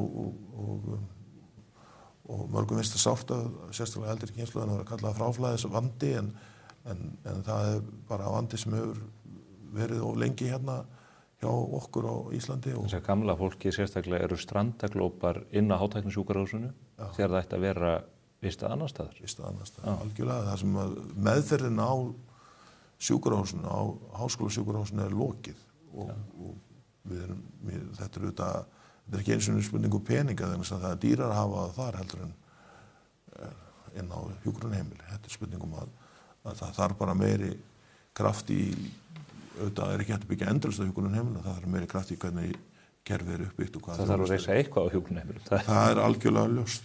Sem að menn eru ekki að gera, allavega ekki að nægilegu mætti. Nei, mjög litlu marki. 21.000 starfsmenn og þessar þungu aðgerðir. Við höfum séð fréttir erlendis frá og við höfum reyndar tekið þar upp og gert að umtalsefni hér í okkar miðlum. Þið eruð að leysa flókin verkefni ekki bara á grunni þekkingar eða utanákomandi aðstoðar. Þið eruð að brjóta blað til dæmis eins og í nefni bara nýjasta dæmi heilaskurðaðgerðum. Já, algjörlega. Við erum búin að núna á síðustu 14-15 mánuðum búin að vera að gera minnst 3 mismunandi aðgerðir sem eru fyrstar í heiminum að vera gerðar og það á þessu stað. Þegar ég kem þannig að þá er gífurlega mikil þekking sem er þarna á sjúkrahúsinu og það er margt sem er líkt kannski með Íslandi við það að ef þú ætlar að starfa sem sérfræðingur á sjúkrahúsinu þá verður að fara að lágmarki 2 ár erlendis og sækja þekking og reynslu og svona eftir að sérnámanu lýkur. Bara starfandi sem fullgildur læknir á þínu sérsviði? Já. Og þeir hafa auðvitað þurft að borga einhverjum sjúkrahúsum fyrir að taka við fólki á þessum forsendum en það virðist virka vel. Þannig að það er ótrúlega þekking. Síðan bætist við að þessum stjórn á landinu er búin að setja inn mikla svona mikla ákefð í og metnað sem gera það verkum og fólk svona einhvern veginn að bíða eftir því að fengja að gera og framkvæma sínar hugmyndir og það sem það hélt að vera hægt að gera og svo þegar ég kem á svæði þá gerði ég sjálfur sér ekkert mikið annað en að segja, já, frábær hugmynd, okkur er þetta ekki byrjað að ráða þessu. Og þá leið bara fyrir fólk. Og við erum búin að gera alveg ótrúlega hluti, sko. Það er svona ákveðin hræðsla við að gera hluti eða reynsluleysi að gera hluti, meira að svona bíða eftir því að einhver taki og svona, hvað sem micromanage eða eitthvað. Þannig að það er svolítið tradisjón. Þeir eru búin að ná að breyta mjög miklu í kringum akkurat þennan hluta í viðskiptalífinu, bönkunum og öðrum svona stórfyrirtækjum, en núna erum við að reyna að koma þessu áfram innan heilbrigðisgeirans og hluta til einni innan svona okkar samstarfsaðila í háskólasamfélaginu. Íta undir frumkvæði? Já, sko frumkvæði þarna eitthvað staðar, það að íta það þannig að ég segi, stundum segi ég þora að gera, því þegar ætlar að gera eitthvað svona, þá þarf það líka þora að mistakast á þess að, þú veist, það hefur svolítið sterk tilfinninganna að mistök þá hverfa menn í annað starfi yfir nótt, sko. En við erum ekki þar núna, þannig að auðvitað það þannig að ef þið ætla að lukkast með eitthvað nýtt þá verður að mistakast á leiðinni. Þú ert að gera þetta auðvitað vel og gera það rétt og siðferðislega rétt og upplýsa sjúklinga og svona, en það er fullt af hlutum sem við verðum að gera sem eru svona mjög ábyrrandi að það er að takast. Þú nefnir 3 aðgerðir. Ég nefndi heilaskurðaðgerðirnar, þar eru þið að beita róbótum. Já, þessar 3 aðgerðir sem eru allar sameiginlega það er róbóttækni. Sko, fyrst gerðum við lifrarígræðslu, fyrstur í heiminum alveg með róbóta. Við gerðum síðan næst fyrir árið síðan að þá var það skipt hjarta alveg með róbóta og sleppti því að eins og gamla leiðin við að skipta hjartaígræðslur voru það að maður opnaði alveg brjóstkassan og glenda hann í sundur og svona, með að því að róbótarnir komast inn á svæði sem eru mikið minna svæði þá var það ekki gert heldur bara farið hérna milli rifja og gert nógu stórt svæði svo var þetta að koma hjartanu inn. Miklu minna inngrip. Miklu minna inngrip og sjúklingurinn á gjörgæslu í 2 daga og það var bara þess að því vorum fyrsti sko, vorum að fara varlega og svo komin heim til sín eftir 10 daga og þetta var oft 2 vikna ferli á gjörgæslu og 6 til 7 vikur inn á deild sko.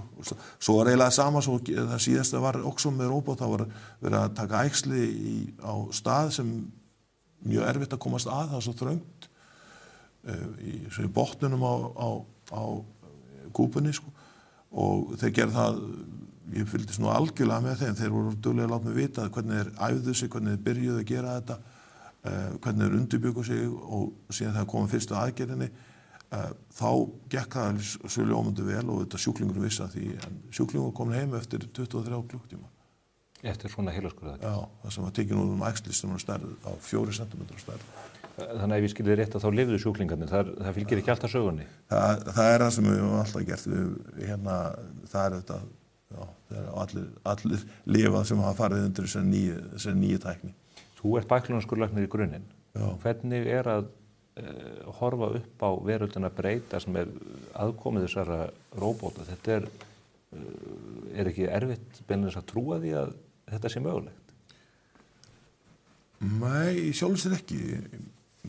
Ég var sem bæklunarskuralæknir, hryggjarskuralæknir að beita tækni sem í mínum aðgerðum sem var alveg meira síðan á Íslandi sem var ekki róbótar en það var svona staðsetningatækni sem róbótarnir byggja með miklu leyti á líka og þannig að ég hafði svona einhverja forsöndu fyrir því að vita að þetta væri hægt og er hægt en núna er bara verið að tegja sig lengra og sjá hvar þetta gerir gagn. Það er hægt að gera alls konar skemmtilega hluti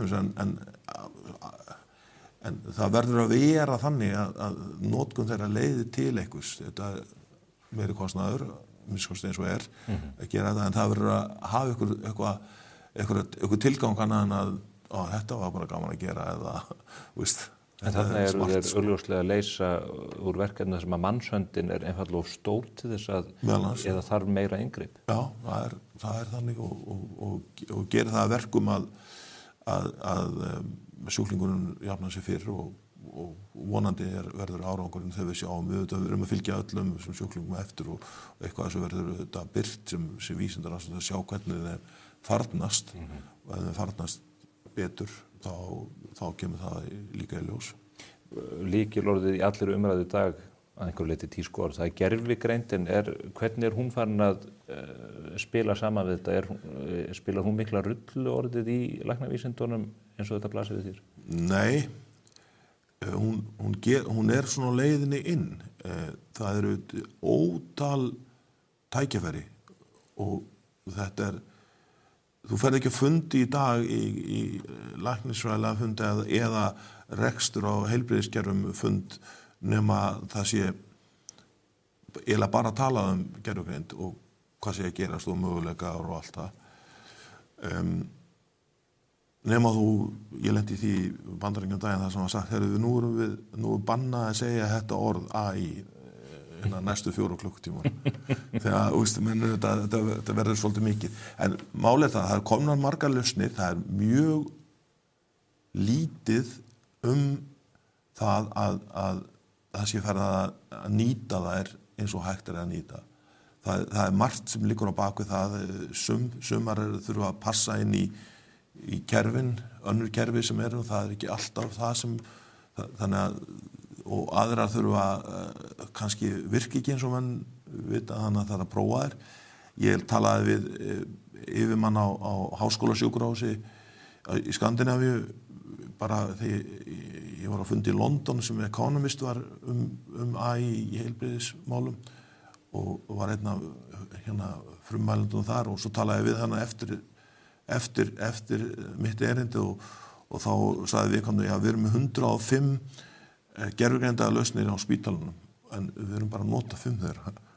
Okay. Það er svona stundum þannig. En aðal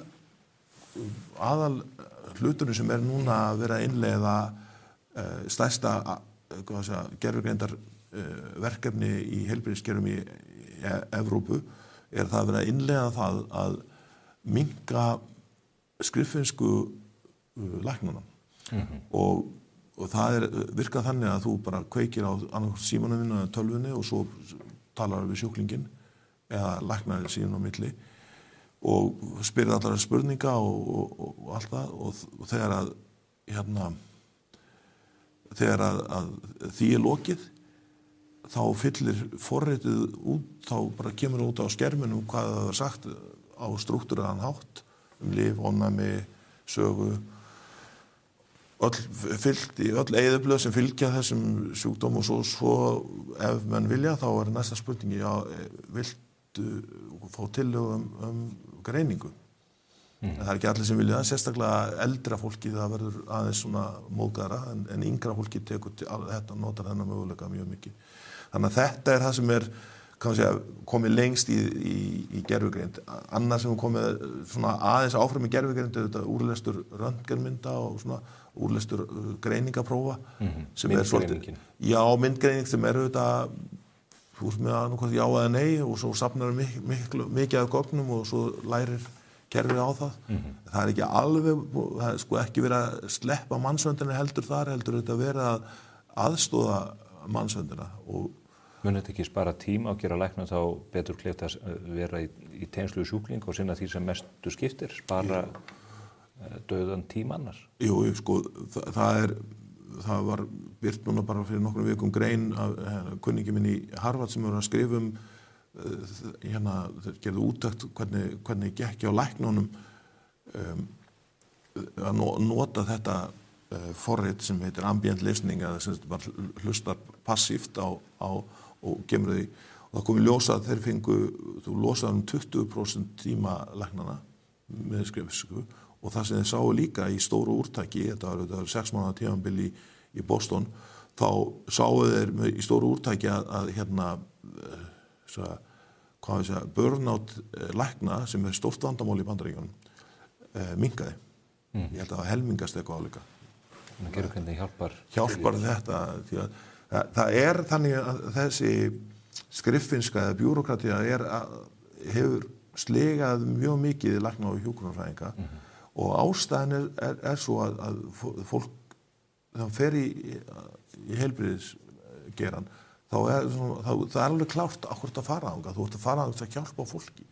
En svo lendur í einhverju hakkavél eða í kerfi sem leyfir þér ekki hjálpa eins mörgum og þú vildir. Það er alltaf það gleypir þig og verður alltaf að fylla í einhverju eyðublöð og þú ert að slá inn sjálfur eða diktera eða eitthvað og þá finnur fólk fyrir þessum vanmátt sem leiðir til burnout, sko. Er þetta ekki bara, mætti ekki yfirfæra þetta kennarastéttina? Fólk fyrir og lærir kennslu til þess að kenna börnum en síðan allt of mikið í einhverju skilum og samskiptum við reiða foreldra í gegnum tölvupósta. Það er ekki betur að láta tölvuna tala við reiða foreldra? Ég held að það væri ég held að sú þekking sé til nú þegar. Þú nefnir skurðaðgerðirnar. Ég veit að þið hafi líka verið að vinna áhugaverða hluti í tengslum við þessar krabbameins meðferðir. Þú segir 25% íbúana sem að þurfa að kljást við þá erfiðu sjúkdóma. Þið eruð að gera hluti sem að þér tókst ekki að innleiða meira í Svíþjóð hjá því mikla sjúkrahúsi sem þú stýrið þar? Já, það er auðvitað svolítið gaman að segja frá því að nýjasta tækni í að meðhandla sérstaklega blóðkrabbamein, en núna kannski aðra sjúkdóm líka er að nýta ónæmiskerfið eða T-frumur í ónæmiskerfinu til þess að ráðast á vágestinn og það er kallað CAR-T meðferð og það voru Nóbelsverðlaun fyrir ætla sig ekki svona 5-6 ár fyrir þar uppgötvanir sem leiddu til þess að þetta er gífurlega flókin meðferð þar sem tekur frumur sjúklings úr honum og meðhandlaði með ákveðnum lyfjum og ákveðnum efnum og ferða til þess að ráðast síðan á krabbameinið. Þetta kostar heilmikið þannig að úti hjá okkur í Sádi þá kostar ein meðhandlun með þessum frumum í gegnum lyfjafyrirtækin. Það eru enda 2 sem hafa komið með ákveðnar lausnir í þessum efnum og fleiri á leiðinni. Þá kostar það $1 million hver meðferð. Það eru 130 milljónir. Já, og það gefur augalegu að það fá ekki allir. Þetta er stórt vandamál í Bandaríkjunum og annars staðar þetta er svo dýrt að þú næri ekki að meðhandla alla sem hefðu gagnaði. Kerfin ráða ekkert við það? Nei, það er bara kostnaðurinn er bara svo mikill, það gengur ekki. En þegar ég var á Karolinska þá vorum við að reyna að koma á samstarfi milli svona helstu háskólasjúkrahúsinu þar til þess að framleiða okkar eigin efni og eigin frumur, ekki senda það frá okkur og kaupa það af lyfjafyrirtækjunum. Og það gekk ekki. Þetta var eiginlega bara eitt af fyrstu verkefnum sem ég var í þarna og það gekk ekki, maður getur sagt að gekk ekki á 5 árum.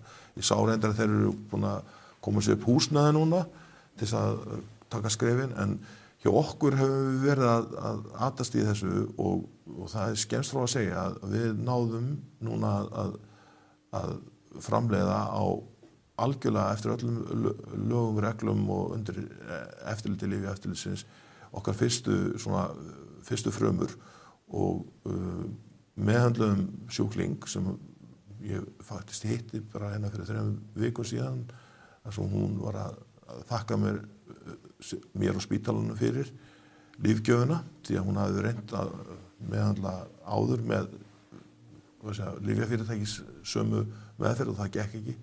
En þarna var hún komin og þetta gekk svo glimrandi vel að við erum ennþá núna að byrja að framleiða fleiri og ætlum síðan að núna á næstu mánuðum þegar við fáum þá byggingu sem við þurfum í þetta, framleiða ennþá meira.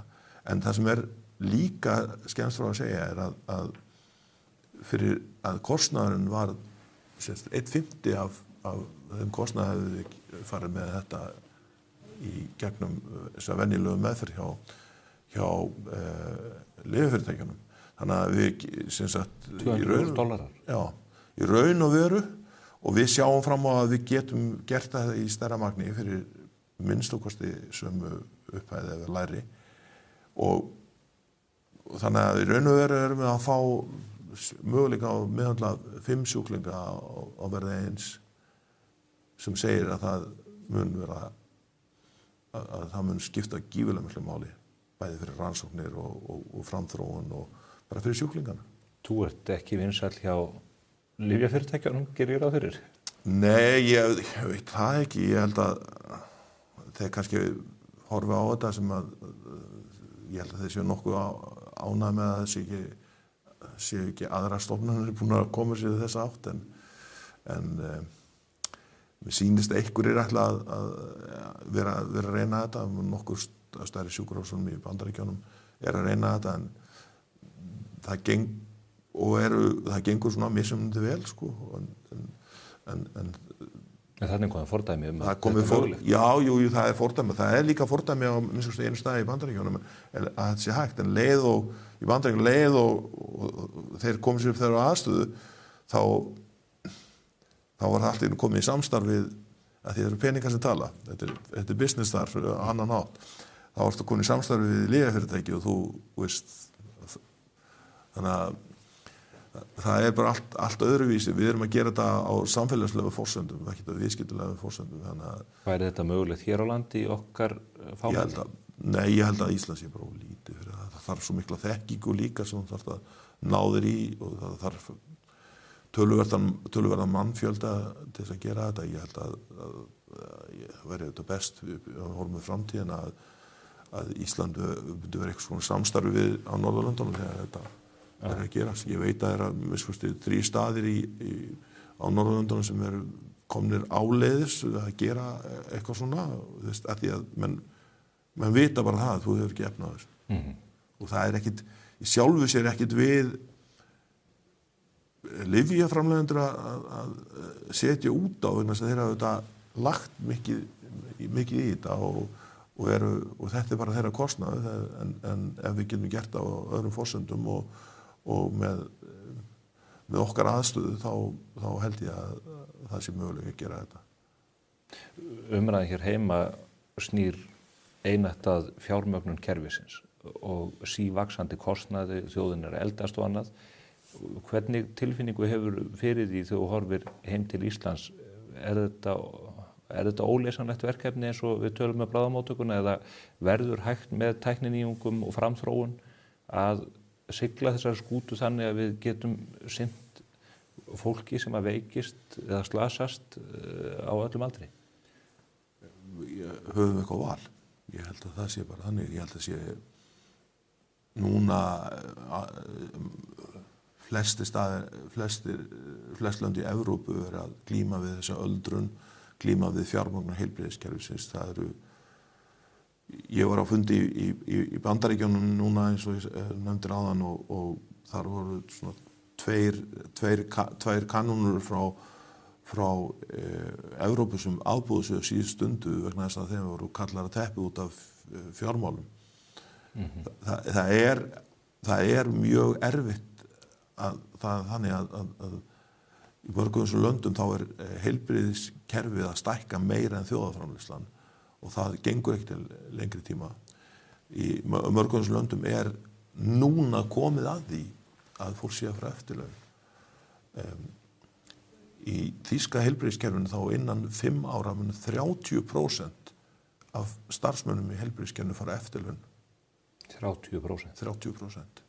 Og þeir eru ekki með mannafla til þess að fylla upp í það gat? Nei. Það er bara ekki til. Fólk verður að gera eitthvað meira en að vinna í heilbrigðiskerfinu. Þannig að þú hefur ekkit annað val heldur en að nýta þér þá þekkingu sem er. Þess vegna það brennur þar, en alveg svo hér. það hefur aldrei verið, ég hef aldrei séð mörg á þessum heilbrigðisvandamálum leyst með bara peningum. Auðvitað, og stundum hef ég staðið þegar því stappa að segja nei við peninga. Því það er ekki það sem er. Þú eru eitt að vita hvað þú fær fyrir peningin og númer 2 þá er það ef maður setur peninga inn í ákveðna hluti sem eitthvað, þá höfum við ákveðna tilhneigingu til að leggja í eitthvað svona átaksverkefni og svo hvað gerum við þegar átaksverkefni er búið? Að verkefni er að vinna öðruvísi. Verkefni er að gera hlutinu öðruvísi því þú hefur ekkert annað val. Þetta er aðeins byrjað að banka á dyrnar hjá okkur út í Sádi, þannig að við erum ennþá að hugsa það því að þrátt fyrir margir telja að landið sé ríkt, þá er það auðvitað ríkt með mörg önnur lönd í kringum en það er ekki þjóðarframleiðsla þar per haus er bara 1/3 af því sem er í Bandaríkjunum til dæmis. Og núna auðvitað sé ekki peningaskortur en þeir fara að valega með peninga þráttur þessi mikið af verkefnum sem svona stórverkefnum sem þeir sé að gera og fjárfrekum en það er alveg ljóst að við höfum fengið þau skilaboð að við leysum ekki málin með meiri peningum. Það er ekki gert þannig. En þú ert auðvitað fengið þarna inn til þess að brjóta kerfið hans upp og hugsa þetta upp á nýtt. Þú ert ekki komin þarna sem húsvörður. Nei. Ég fengi alveg ótrúlega mikinn stuðning og við það að fá, ég segi ekki frjálsar hendur en svona 90 og eitthvað frjálsar hendur með að taka tillit til hvað sem menningar en samt að brjóta upp vinnustæðamenninguna eins mikið og hægt og breyta því og það er auðvitað svolítið sem ég gerði á Karolinska líka tölvöld mikið og hefur svona eftir á hyggja kannski vakið meira athygli, ég er mjög gaman að því, ég fer núna cirka 2 ári til Boston og er þar við Harvard Business School og þar sem taka og þeir gerir svona eins og þeir gera case og kenna hvað ég gerði á mínum árum á Karolinska sem undir breytingastjórnun sem er svona óvenjuleg breytingastjórnun sem samt allir vilja gera. Hvernig breytir vinnustæðamenningu á 21.000 manna vinnustæð? Það er ekki einn hlutur sem þú gerir marga hluti en þú heldur við sömu strategíu, sömu stefnu í svolítið tíma til þess að fólk átti sig á því þetta sé ekki eitthvað tísku fyrirbæri sem bara renn út í sandinn. Þú reynir að fá fólkið sem er að vinna í heilbrigðiskerfinu til að upplifa sig að það hafi svona mátt, að það sé hlusta á það hafi mátt til þess að breyta. Það breyti sjálft. Það sé ekki einhver sem er langa eftir sem segir þeim, heyrðu, ég segi þeim breyttu eða gerðu öðruvísi. En ég segi þeim ekki, heyrðu, þú ert ekki að labba í 20 skref þangað eða keyra með sjúklingin þangað. Eina sem þú ert að hugsa hvað er best fyrir sjúklingin? Allar spurningar sem komu upp, þá er það bara svo, hvað er best fyrir sjúklingin? Og þá fá menn aftur þennan tilgang sem þeir mun eftir, af hverju fór ég að vinna í heilbrigðiskerfinu en ekki banka. Þannig að þetta er í raun bara valdefling gagnvart starfsfólkinu? Valdefling á strúktúraðan hátt, auðvitað sjá er ekki allar tillögur þannig að þeir sjá heildamyndina sem er þá mitt og mína nánustu starf, en þá þarf maður að hjálpa en það að trúa því að hluti geti gerst og það að breyta því þannig að fólk getur byrjað að hugsa aftur heyrðu, við erum að vinna á spítali, við erum ekki að vinna bensínstöð eða í banka. Aðeins að þessu samfélagi sem að þú flyst til, þetta er gjörólíkt okkar heimi, þarna ríkir konungsfjölskylda. Hefur hitt þessa miklu höfðingi sem að maður sér bregða fyrir á fundum með Donald Trump og Xi Jinping og öðrum slíkum? Já, ég hef hitt konunginn tvisvar og krónprinsinn oftar. Og það hefur að gera með að þeir báðir hafa sérstakann áhuga á spítalanum. Þeir kalla þetta sinn spítala, sko. og fjölskyldan hefur mikinn áhuga á þessu og mikinn metnað fyrir hönd spítalans, þannig að sem óvenjulegt í þessu stóra samfélagi með öllum þessum málum sem eru í gangi að þetta sé svona, ég segi ekki áhugamál en minnst skipta sér að stefnumótandi ákvörðun sem hefur aðalega kosti með sér því að fyrir minn hluta þá það þessi metnaður sem kemur með því líka og þeir hafa gríðarlega metnað fyrir allt þjóðfélagið en sérstaklega hefur aðeins svona smitast yfir á spítalunum. Þú varst í 5 ára á Karolinska, hvað ætlar að vera lengi þarna í þessu ótrúlega fjarlæga landi?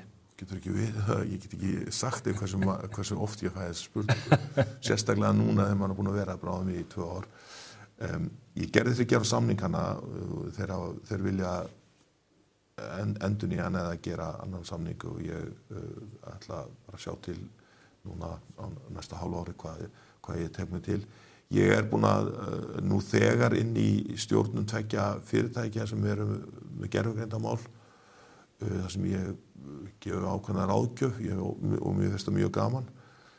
Maður veit ekki hvað maður gerir, ég með líka með, hvað maður segja, mjög sérstakar reynslu að vera að vinna þessu svæði og hitt þessa helstu áhrifamenn sem óvenjulegt fyrir vestræna menn að koma svo nálægt svo oft sem ég held ég geti ráðlagt fólki töluvert þarna. En svo getur bara verið að ég taki eitthvað af þessum tilboðum þar sem við erum að bjóðast að taka aðra spítala í heiminum. Það eru tilboð á borðinu? Já, það alveg, ég veit ekki, það einn staður sem eru ekki fengið tilboð frá, ég fengið tilboð frá Kína en ég held að svo eru öll enskumælandi löndin og allt. Þannig að í sjálfu sér ég ekkert að hugsa þetta þannig séð en það er tilboð á borðinu, það eitt tilboð á borðinu núna svo venjulega ég bara segja nei við þessu, nú ég í þessu verkefni og ég bara þannig, ég reyna að lojal verkefnið, klára það. En svo það þannig í heilbrigðiskerfinu að maður, þó maður sé íþróttamaður og vilja vinna, þá leikurinn aldrei búinn. Nei, hann aldrei flautaður af. Hann aldrei flautaður af. Það aldrei pása. En það búið að flauta af í stjórn Landspítalans, þú vékst úr og hættir sem stjórnarformaður þar. Ég veit að mörgum sem ég hef rætt við að það eftirsjáðir að þeim vettvangi. Já, ég fór þannig inn sem næstu persónulega greiða við Willum Þór. Willum þekkti ég aðeins úr Vesturbænum frá því gamla dag en mest frá því að hann var þjálfari á Val þar sem við áttum ágætt samstarf. Ég var liðslæknir og hann var þjálfari og við þekktumst mjög vel og svo þegar hann fer í pólitík og í þessa stöðu þá biður hann hjálp og svo biður hann að sem ég aðstofamaður hans eða svona hálfgerður aðstofamaður hans í 6 mánuði og svo þegar þetta fyrir á stað þá fyrir ég að vera stjórn á honum. Svo auðvitað fjarlægðin gerði það að það var orðið erfiðara að sinna þessu á bestan hátt og þegar ég tók við starfinu þá svona talaði ég við Willum og sagði ok, ef þú vilt þá get ég gefið þessu séns í hálft ár og svo myndum við taka samtalið og þegar þess tími var liðinn þá var hann ekki ráðherra, heldur að komi nýr ráðherra og á fyrsta mánuðum eftir að sá ráðherra tókið þá var ekkert samtal og ég heyrði ekki bofs og þá sá ég það er bara merkið það að eitt að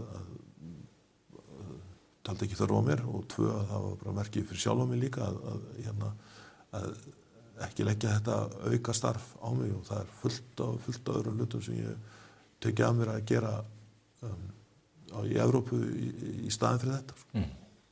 Allt hefur sinn tíma. Allt hefur sinn tíma og þetta er alltaf líka spurningum hvað fólk voru að vinna með. Já. Björn, þakka kærlega fyrir samtalið og verður ekki að ljúka svo að segja bara áfram Valur. Jú, áfram Valur. Það er alltaf langskemmtilegt að segja það. Gangi vel í þínu starfi. Gæður. Þá ekki meira hér á vettvangi spursmála þennan ágæta föstudaginn. Ég óska ykkur góðrar helgar. Minni hins vegar að lokum á það sem ég nefndi hér í upphafi máls míns. Það bókmánaðarins hjá bókaklúbbi Spursmála. Það hinn ægilega og áhrifamikla bók Helförin eftir Lawrence Rees.